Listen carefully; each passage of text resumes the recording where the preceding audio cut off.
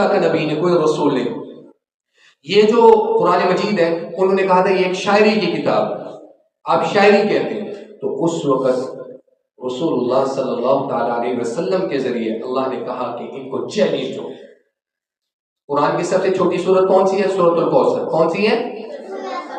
انا اعطیناک الکوثر فصل لربک وانحر ان شانئک هو الابتر.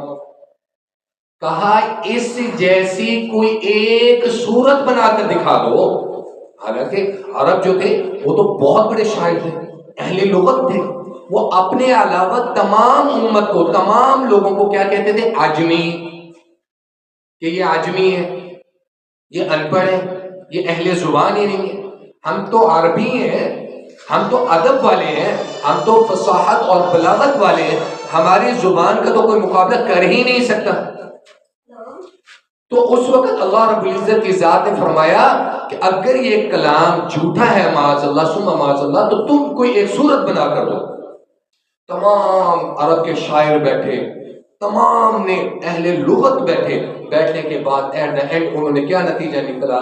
انہوں نے کہا ما ھذا کلام البشر، یہ کسی انسان کا کلام نہیں. ما ھذا کلام البشر، یہ کسی انسان کا کلام ہو ہی نہیں سکتا. تو اللہ نے اسی لیے کہا ذالک الکتاب لا ریب فیہ، اس کتاب میں کوئی شک نہیں ہے.